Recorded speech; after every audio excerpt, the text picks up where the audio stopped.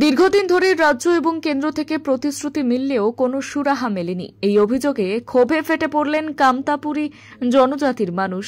উত্তরবঙ্গের জনজাতিকে বঞ্চিত করে প্রতিনিয়ত শোষণ এবং প্রহসনের রাজনীতি চলছে বলে দাবি তুলেছে সংগঠন। তাদের অভিযোগ, মানুষ ভোট দেয়, ভোট আসে, ভোট যায়, কিন্তু অধিকার আদায় হয় না। রাজ্য কেন্দ্র আশ্বাস দিলেও কার্যত কিছুই মেলেনি।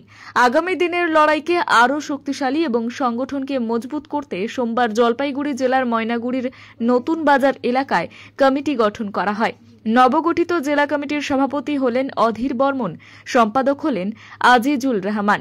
এছাড়াও জলপাইগুড়ি ব্লক সভাপতি হলেন জহিরুল হক, ময়নাগুড়ি ব্লক সভাপতি হলেন ফণীভূষণ রায় সরকার এবং মালবাজার ব্লক সভাপতি হলেন সুজয় রায়। প্রধান অতিথি হিসেবে উপস্থিত ছিলেন কেপিপি সভাপতি অধীর চন্দ্র রায় এবং কেন্দ্রীয় প্রচারক এবং সম্পাদক সন্তোষ কুমার বর্মন।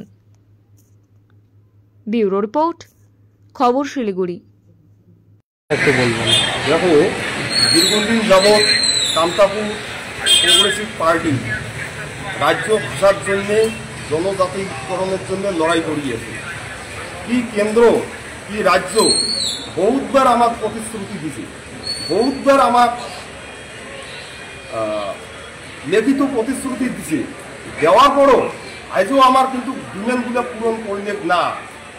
ভোট দেই আমরা, ভোটার আমরা, আমার অধিকার মিলে না। ইদানিং আমরা শুনি আসি করছি যে সিএ লাগু করবে, এটাকার মাটির মানুষ দিয়া আলা বোনা সিএ কি আজও কিন্তু জানে না। আজকে যে আইনটা অরুণাচল, মিজোরাম, মেঘালয়ের যদি আজকে খারাপ হয়, ওই আইনটা আমার পক্ষে কেমন করি ভালো হয়। তা আইসে দিনে আমার এই মাটির ডিমান্ড যে দল পূরণ না করিবে, এই দলটাকে আমরা এই মাটির থেকেই আগামী দিনে কামতাপুর প্রগ্রেসিভ পার্টির বৃহত্তর আন্দোলন এই রাজ্য আর কেন্দ্র সরকারের বিরুদ্ধে নামতে বাধ্য হবে। আপনার নাম এবং পরিচয়? মোর নাম Santosh Kumar Barman, KPP publicity secretary, কেন্দ্র।